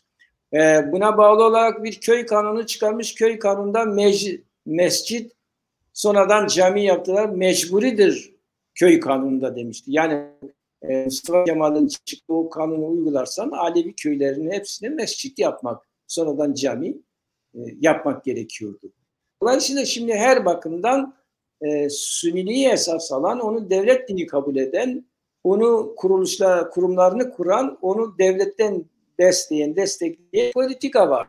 Şimdi Ali olsa da bunu yapmış, Sünni de olsa bunu yapmış. Ama Mustafa Kemal Alevi değil tabii. Yani benim açımdan onun Alevi olup olmaması önemli değil. Yaptıkları esas olarak alınmalı. O önemli ama onun Alevi olduğunu gösteren herhangi bir şey de yok. Sonuçta Mustafa Kemal bana kalırsa ateist bir insandır. Dini inancı olan bir insan değil ama devlet kurduğu için, devleti yönettiği için devlet politikası gereği şeydir. Yani Türkiye Cumhuriyeti sadece tek dil devlet isteyen bir devlet değil. Sadece tek ulusal kimlik isteyen bir devlet değil. Aynı zamanda tek din isteyen, Sünni devlet dini haline getirip bütün topluma hakim kılmaya isteyen bir politikanın sahibidir. Aleviliğe yönelik haksızlığı da bu yüzdendir. Dersimler bir bütün olarak dini inancıyla, yani Alevi kimliğiyle, etnik kimliğiyle, diliyle, kültürle devletin istemediği bir toplumdu. Sosyolojik olarak, psikolojik olarak, tarihi olarak. Dolayısıyla devlet kendisine, kendi ölçülerine uymayan bir toplumu yok etmek istedi. Sorun budur. Tabii bunda Aleviliğin etkisi de var ama asıl neden dediğim gibi bütün o raporlarda da yansıdığı gibi Kürtlük meselesidir. Çünkü bütün devlet yöneticilerinin hazırladığı raporlarda Dersim sorunu, Kürt sorunu ve onun bir parçası olarak gözüküyor. Evet. Yani bir tek Alevi olması katliamın gerekçesi değil. Eğer öyle olmuş olsa örneğin tahtacılara karşı takılan tavırla Dersimlere karşı takılan tavır arasındaki ayrımı açıklayabilmek de zor olur değil mi? Alevilik bir tek neden değil. Zira bazıları onunla açıklıyor. Temel ya da önde gelen bir neden de değil.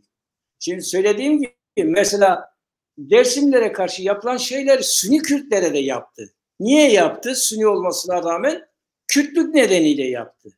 Ama Dersim'de Alevilere yapılan şeyi senin dediğin gibi başka bölgelerde Alevilere karşı yapmadı. Yani devlet Aleviliği istemiyordu. Onları asimile etmek istiyordu. Onları Sünnileştirmek istiyordu ama devlet o dönemin politikası gereği Alevilere karşı Dersim'deki gibi bir soykırım düşünmüyordu. Dolayısıyla Dersim soykırımında Alevilik bir etken olarak tali bir şey olsa bile asıl neden yani bizzat devlet belgelerinde bu söyleniyor. Devlet kendi belgelerinde söylüyor. Demeçlerinde söylüyor. İsmet İnönü'nün raporunda var, Genelkurmay Başkanı raporlarında var, Celal Bayar'ınkinde var, şeyler var. Asıl neden Kürtlük meselesidir. Oranın dilidir, kültürüdür, kimliğidir, şeydir. Dolayısıyla yani Dersim olayı Kürt halkına karşı izlenen devlet politikasının bir bölgedeki uygulanmasıdır. Tıpkı Zilan'da, Ağrı'da, Sason'da, Mutki'de ve başka yerlerde olduğu gibi. Kek Munzur, bu İran'la ilgili de çeşitli iddialar var. O dönemde İran'ın hareketi durdurmak için herhangi bir çabası oldu mu? Ya bu konuda resmi olarak ben şahsen herhangi bir döküman falan rastlamadım ama bu Dersimli Ferhat Han aşireti Cemşit Ağa'nın kızı Perihan Hanım var. Perihan Hanım 38'de 10 yaşlarındayken kurtulmuş, sonradan sürgüne edilmiş, sonradan Dersim'e dönmüş bir kadındı.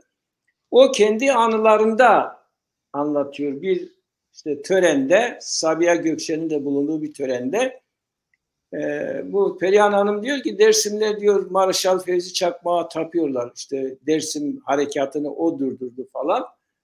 O an orada bir bakan varmış hatta ismini vermiyor o. Diyor elini masaya koydu diyor dedi ki siz öyle mi düşünüyorsunuz diyor dedi. Dersim'deki olayı asıl olarak Fevzi Çakmak ile Celal Bayar yaptılar. İran Dersim harekatını İran durdurdu diyor. O diyor yani o bakan adam. Dediğim gibi ismini vermiyor Perihan Hanım onun. Çünkü diyor bir İranlı gazeteci sonuçta bölgeye girip çıkmayı başarmış ve Alevi katliamı yapıyor demiş. İran'da Türkiye'ye bir nota göndermiş. Siz Alevi katliamı yapıyorsunuz. Genelkurmay Başkanı Elazığ'a, Dersim'e gitti diyor. Cevap verilmedi ama İran ikinci bir notayla işte konsoloslukları kapatıyoruz, ilişkilerimizi kapatıyoruz diyor. O zaman bizim o tarihlerde İran'a ekonomik olarak çok bağımlılığımız vardı diyor. Dolayısıyla İran'ın bu çıkışı harekatın durdurulmasına neden oldu. Ama ben şahsen bunu abartılmış bir şey olarak görüyorum. Bana göre harekatın durdurulmasının en büyük nedeni Avrupa'daki savaş rüzgarlarıdır. Türkiye'nin Dersim'e ve çevresine yayılmış olan büyük askeri güçlerini batıya kaydırma şeyidir. Çünkü savaş Avrupa'da çıkıyordu. İkinci Dünya Savaşı. Yerleştirme. Tabii bu da hemen bir günde olacak bir şey değil. Seneler alacak bir şeydir. O İkinci Dünya Savaşı'nın çıkma hazırlıkları, esmekte olan savaş rüzgarları Türkiye'nin Dersim harekatını durdurup askeri birlikleri bir an önce en azından bir bölümünü batı bölgelerine çekme ihtiyacından kaynaklandı. Bir yorum tabii, bu bir görüş yani.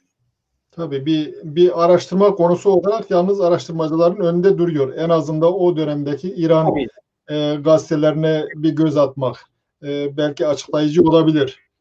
Yani bir de arşivler vardır. Şimdi bu bilgi eğer doğruysa Genelkurmay'ın arşivlerinde var, devlet arşivlerinde var. Bunu bulup ortaya çıkarmak isteyen olursa zor bir şey değil yani. Bana olanlar bunun üzerinde durabilirler. Evet. Peki 1937 öncesi Dersim'le bugünkini karşılaştıracak olursak ne tür bir tablo özellikle ilginizi çekiyor? Dersim 1938'den önce bir dili vardı, kendi dilini konuşuyordu. Kimliği vardı, kendi kimliğiyle yaşıyordu. Gelenekleri vardı, gelenekleri yaşıyordu. Yani bir geleneğiyle, diliyle, kültürüyle homojen olan, yapısı olan, çerçevesi, sosyolojik çerçevesi belli olan bir toplumsal gruptu. Ama şimdi bakıyorsunuz yani hiçbir şey neredeyse kalmamış. Her kafadan bir ses çıkıyor. Asimilasyon çok ileriye gitmiş. Dil hemen hemen tümüyle ortadan kalkmış durumda. Asimilasyon başarıya ulaşmış. Yani ne Kürt hareketi ne sol hareket zaten öteden beri şeye karşıydı. Kürt diline, kültürüne, kimliğine, Kürt halkının mücadelesine, özgürleşme taleplerine ilgisizdi. İlgisiz olmazsa sadece ilgisiz değil, bazıları aynı zamanda karşıydı. Dolayısıyla sol harekatın asimilasyon bakımından Kemalist sistemin bir yedek gücü olduğunu söylemek haksızlık olmaz. Tabii sol hareket derken bütün solu aynı kefeye koymak doğru olmaz ama Dersim'de etkin olan sol örgütler genellikle böyle asimilasyoncu bir rol oynadılar. Daha sonra ortaya çıkan silahlı Kürt hareketi de bu konuda üzerine düşeni yapmadı. Zaten öyle bir politikası da yoktu. Sonuçta onlar da her noktada, her yerde Türkçe konuşmayı bir alışkanlık haline getirdiler.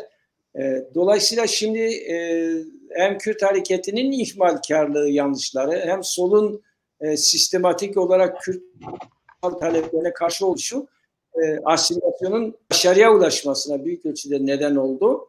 Bugün elbette Dersim'de şey var, yani Dersim'de insanlar, aydın insanlar var, çalışan insanlar var, Kürt mücadelesi veren insanlar var.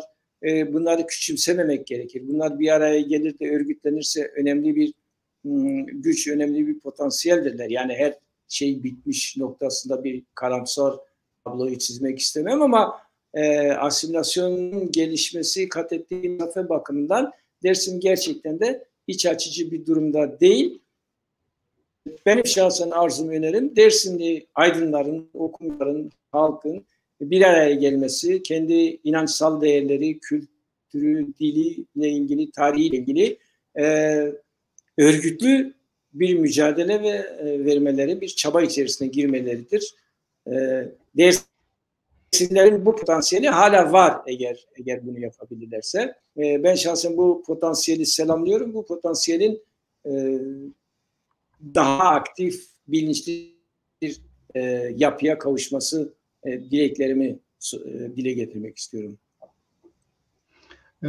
Evet. Başta Dersim olmak üzere özellikle Kürt Alevi bölgelerinde onlara yaklaşılırken mesela modernlik, ilericilik, özellikle yükseltilen bu bölgedeki Kürtlerin sırtını okşayabilmek için kullanılan sloganlar oldu. Acaba modernlik ve ilericilik adına yapılan her şey geçmişte insanın kendisine ait olan şeylerden vazgeçme pahasına yapılan her şey acaba modernlik ve ilericilik mi? Değil mi? Bizim aynı zamanda dengeli bir gelecek için tutucu olmamız, yani bazı şeyleri korumamız gerekmiyor mu? Ne dersiniz bu konuda? Yani binlerce yıl bu toplumun inançları için direnmiş olması onların tutuculuğuna işaret değil mi? Kötü şey mi yaptılar bu konuda? Şimdi şöyle bir şey var. Yani ilericilik, gericilik ya da çağdaşlık, çağdaş olmama giyim kuşamla bağlantılı bir şey değil. İlericilik, gericilik sizin düşünce ve davranışlarınızla belirlenen bir şeydir. Eğer ileriye doğru bakıyorsanız, eğer toplum için yararlı şeyler yapıyorsanız, topluma zarar veren davranışlardan, üretim ilişkilerinden kaçınıyorsanız, yani sömürüye karşıysanız, baskıya karşıysanız, demokratik haklar için mücadele ediyorsanız, eşitlik için mücadele ediyorsanız, siz elbette bir ilerici bir rol oynuyorsunuz demektir. Yoksa başımı açarım ama insanların kendi ana diliyle konuşmalarına karşıyım, eğitim görmelerine karşıyım. Bu ilericilik değildir, bu giysi değiştirmedir ve şeydir. Yani dediğim gibi ilerici geri olma insanın düşünceleri, topluma sunduğu hizmetler, onun toplumsal bakımdan yararı değeriyle ölçülebilen bir şeydir. Kemalist harekat bu yönüyle bir şeydir, bir gösteri harekatıdır. Yani işte ne etek giyersen, etek giyersen ya da baş açık dolaşırsan, ileri durursan. Bu tabii bu tarz bir ilericilik, gericilik gerçekçi değil.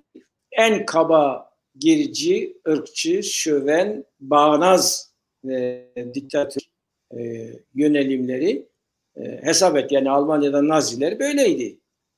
Pekala bu görüntü altında da yapılabilir. O bakımdan onu oradan kurtarmak gerekir. Yani bir taraftan tabii ki toplumlar ister istemez değişim geçirirler. Bütün toplumlar değişim geçirirler. Ama toplumların değişim geçirmeleri, yeni değerlere sahip çıkmaları, yeni değerler edinmeleri eskiyi ayaklar altına alıp unutmaları için bir neden olmamalıdır. Tam tersine toplumsal dönüşümler, toplumsal gelişmeler eski uyum içerisinde onun üzerine, onu reddetmeden şekillendiği zaman kalıcı olabiliyorlar. Şimdi bugün biz Avrupa'da yaşıyoruz. Sonuçta dünyanın teknoloji bakımından, kültürel bakımdan, modernleşme bakımından bunlar dünyanın en ileri durumda olan toplumlarıdır. Ama işte Christmas Almanya'da Weihnachten diyorlar. Geldiği zaman görüyorsun işte Christmas'e ne kadar büyük bir istekle sahip çıkıyorlar. Christmas binlerce yıllık geriye doğru giden tarihi bir gelenek. Eski bir gelenek. Şimdi bu eski geleneğe sahip çıkması, toplumların sahip çıkması onların gerici olduklarını mı gösterir? Hayır.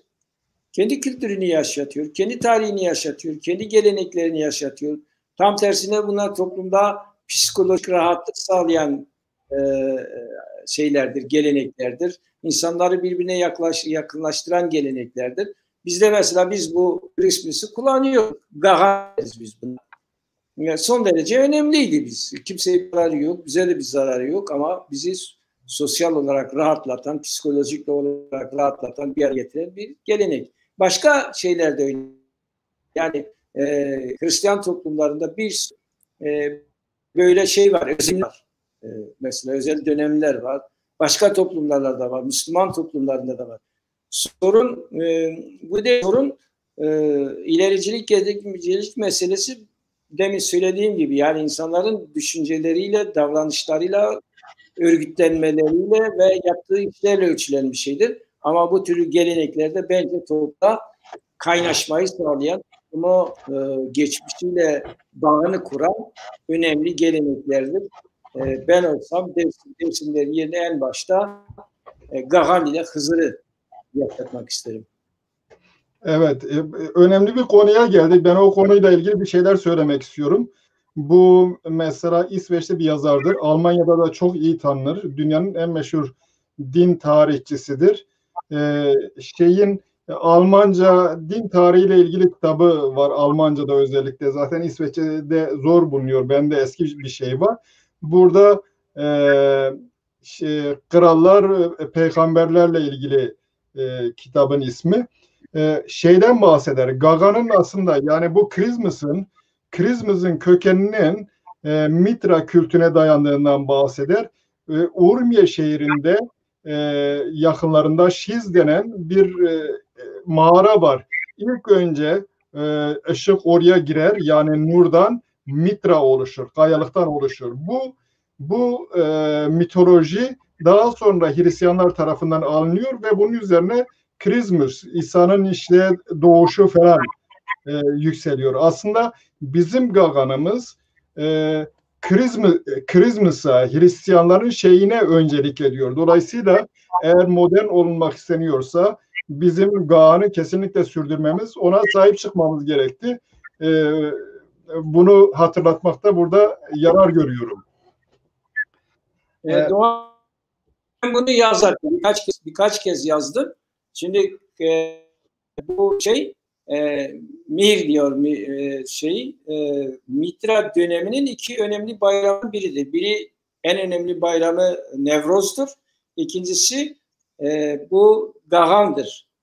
Mesela şimdi hala İran Kürdistan'da yaşayan Mitraistler bunu Yelda bayramı adıyla kutlanıyorlar. Bu bayramın bir özelliği var. Mesela karpuz ve saklanır, nar saklanır. Kırmızı renkle bağlantılı olarak bunlar yenir. Dolayısıyla bu sonradan Roma'da Mitraizmin gerilemesi ve Hristiyanların hakim olması sürecinde Mitra'nın doğum gününü temsil eden Gahan Hristiyanlar tarafından alınıp İsa'nın doğum gününe çevriliyor ve Christmas olarak bugüne kadar geliyor. Ama aslı Mitra'nın doğum günüdür. Doğrudur o. Evet. Hem de Urmiye'nin yakınındaki Şiz mağarasındaki efsaneden şeyini alıyor. Mitra'nın doğum yeri konusunda kesin bir nokta belirlemek zor ama bu İran batısında Kürdistan bölgesinde doğduğu genellikle kabul edilen bir görüş.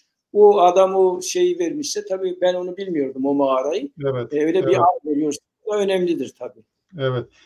Şimdi o zaman programın sonlarına doğru yaklaşıyoruz. Bu mevcut durumda dil, kültür, kimlik hem de inansal alanda Dersim kendi sahip olduklarını nasıl koruyup ileriye götürebilir? Bu konuda acaba siyasi aktörler yeterince gerekli rolü görüyorlar mı? Ya da onların ne yapmaları lazım? Zira sol Dersim'de öteden beri güçlü. Bir taraftan işte kendisine Kürt soluyum diyenler var. Diğer taraftan Türk soluyum diyenler var. Bütün bir memleketi Dersim'le kurtarmak isteyenler vardı öteden beri. Bunların öncelikle Dersim'in kendi durumunu, pozisyonunu güçlendirebilmesi için neler yapması gerekli? Ne önerirsiniz? Yani biraz tabii çok geniş. Geniş. Ben tabii fazla uzatmayayım. Şimdi sorun şu. Bir toplumun içerisinde herkes aynı tavır içerisinde olmaz. Örneğin belli insanlar, en azından belli insanlar, yani dilde, kültürle, kimlikle ilgilenen, kafa yoran, bunların kurtulmasını isteyen insanlar gelip bir kere demokratik düzeyde toplum içerisinde, yani kitle içerisinde demokratik örgütlenmeler ve çalışmalar içerisine girebilirler. Yurt dışı bu konuda önemli bir rol oynayabilir. Bir de siyasi olarak mesela orada bulunan örgütlerin bir çabasının olması gerekir. Şimdi şöyle bir sol hareketin tarihini izleyin. Dünyanın bütün büyük devrimcileri evrensel ilkeleri uygularken kendi ülkelerinin, kendi halklarının haklarını esas alan, çok önem veren bir çizgi izlemişlerdir. Yani ne Castro Küba halkına yabancıydı, ne Mao Çin halkına yabancıydı, ne Lenin Rus halkına yabancıydı. Yani evrensel ilkelere sahip olmak, mensubu olan toplumun sorunlarını ihmal etmek gerektirmez. Tam tersine onlara daha çok sahip çıkmayı, onlarla evrensel ilkeleri birleştiren bir çizgiyle sahip olmayı gerektirir. Ama bizdeki solcular maalesef böyle yapmadılar. Onlar sol ilkeleri, bir takım sol ilkeleri tekrarladılar ama kendi halkının durumu nedir? Bunu göz ardı ettiler. Buna bu tutumun edilmesi gerekiyor. Dolayısıyla bir toplumun bir sorunudur. Toplumun esas olan aydın, düşünen, demokratik, ilerici çevrelerinin ortaklaşa konuşmaları, tartışmaları bir programla ortaya koymaları gerekiyor. Sorun bu çerçevede ancak ele alınıp bir adımlar atılabilir. Evet.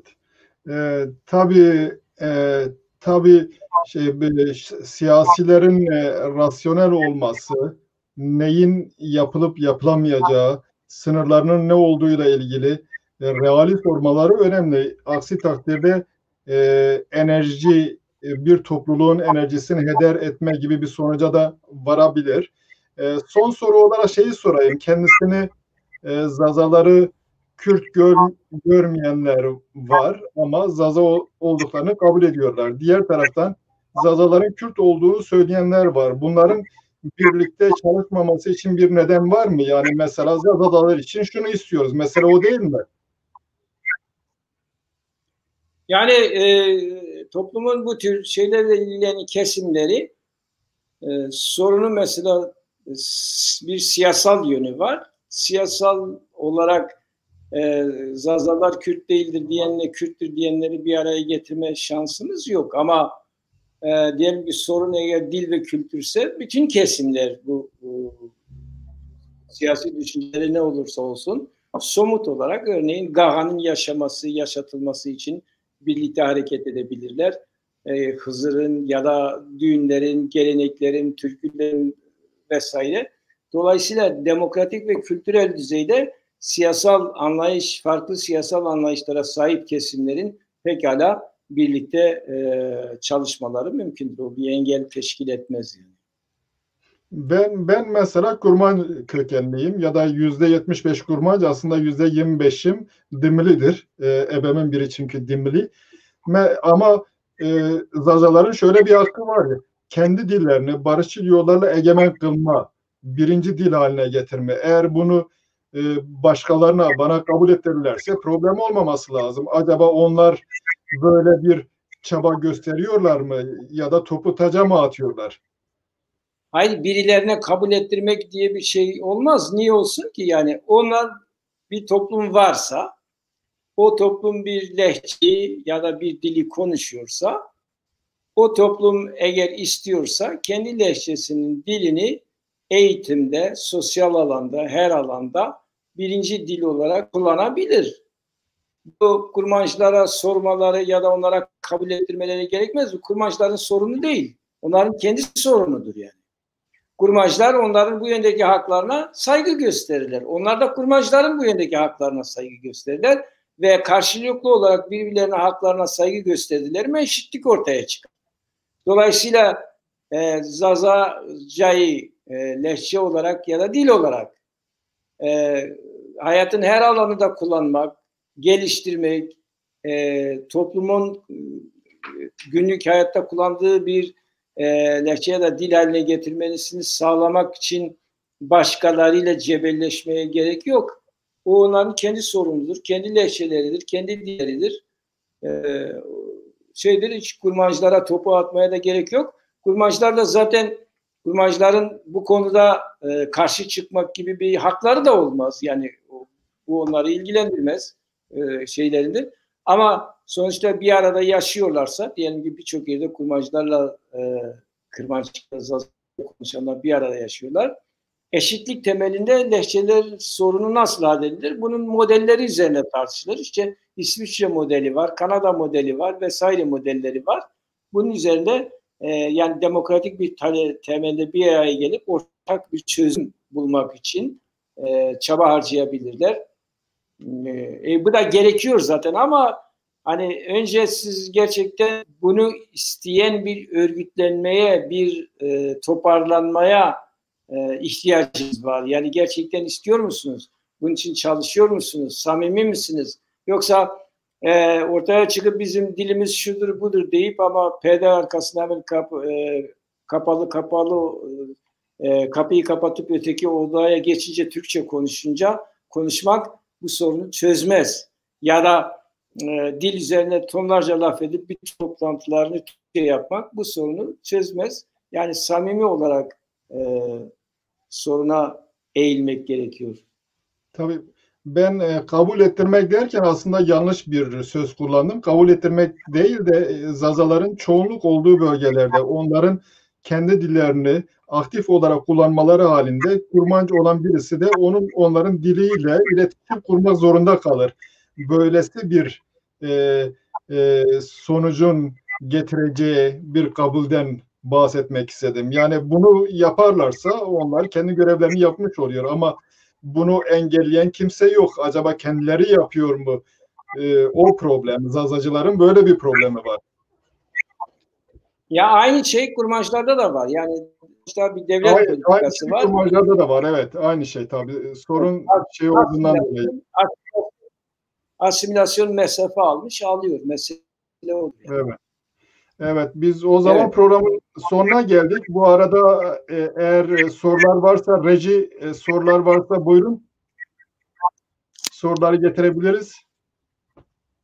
Fazla uzattık mı aslında? Epey uzadı.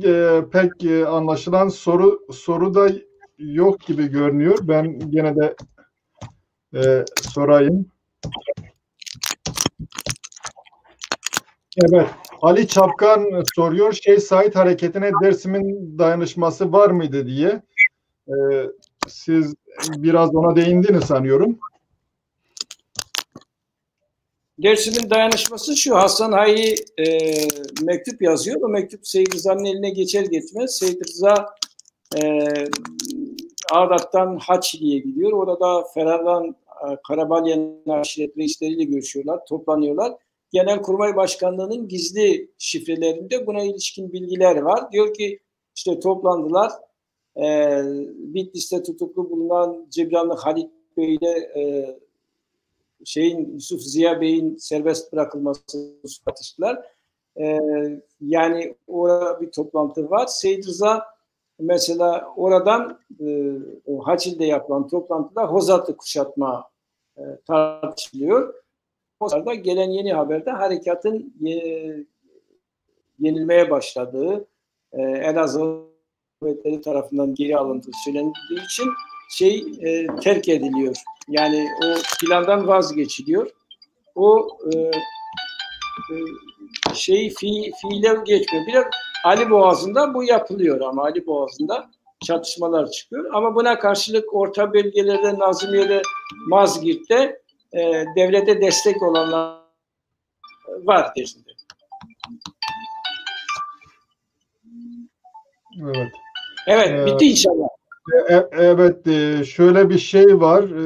Gekemuzur Dersim hareketine yanılmıyorsam genellikle Dimiller Dersim hareketine katılıyorlar. Kurmanç konuşanların, katılım konuşanların oranı nedir? Kurmanca konuşanların katılım oranı nedir? Sanıyorum Mazgirt bölgesinde kurmancılar var. Başka nerede var Dersim merkezde? Hayır. Yani tabii o politik olarak Kırmançki konuşanlar, Zaza konuşanlar o dönem önderler. Yani politik olarak önderler. Dolayısıyla harekatın asıl gövdede Kırmançki konuşanların, Zazaki konuşanların yaşadıkları bölgelerdedir. Ama mesela Bahtiyar Ağa aşireti var, Şahan Ağa var meşhur, çatışmaların içerisindedir. Bahtiyar Ağa aşireti bir Kurmancı aşiretidir.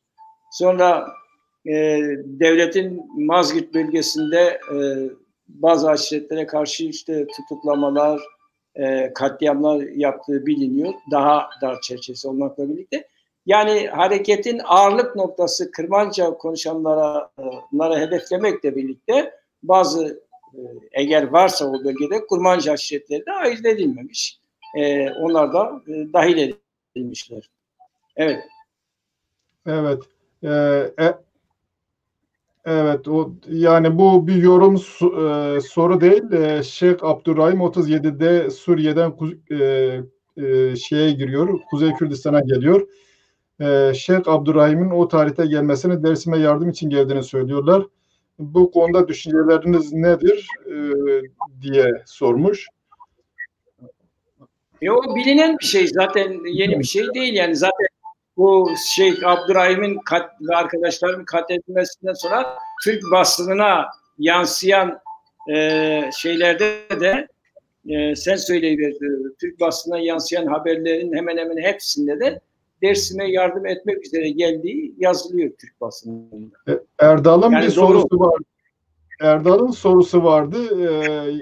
Kürt hareketinde lider kadroların işte iki Said dahil Kırmancı yani Zaza kökenli olmasını neye bağlıyorsunuz diye bir sorusu var.